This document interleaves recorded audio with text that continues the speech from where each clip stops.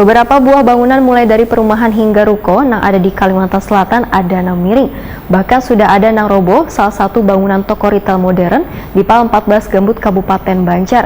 Wayah ini yang harus sudah dicapai adalah quality insurance, yaitu serangkaian proses sistematis untuk menentukan apakah suatu produk atau jasa memenuhi syarat yang ditentukan.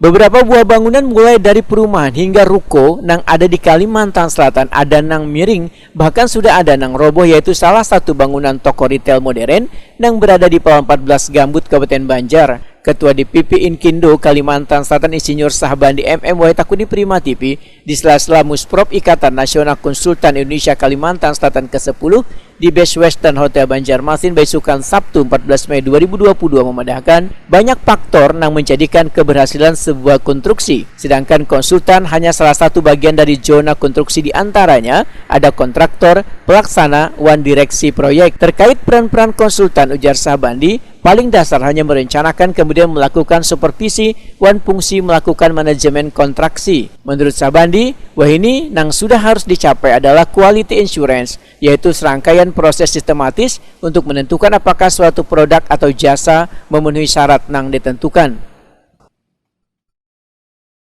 Jadi kalau ada pertanyaan bagaimana mengantisipasi supaya kualitas bangunan tidak roboh, tidak runtuh segala macam. Itu memang karena kalau sudah kita menerapkan quality assurance, artinya itu bukan hanya quality control.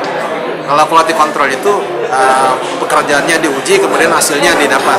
Tapi kalau quality assurance itu prosesnya pun dikendalikan. Jadi kalau misalnya ada orang membuat campuran beton misalnya, itu bukan hasilnya saja yang diuji, tapi pada saat prosesnya airnya seperti apa, mutunya seperti apa, semennya seperti apa, itu sehingga itu yang dapat meminimalkan misalnya ada bangunan roboh atau segala macam. Saya kira daerah sekarang memang sudah harus kita menerapkan sistem quality assurance. Sahbandi berharap dalam setiap merancang untuk membangun sebuah bangunan, maka sudah saatnya setiap daerah harus menggunakan quality insurance, tujuannya agar tidak ada lagi bangunan yang roboh di Kalimantan Selatan ini.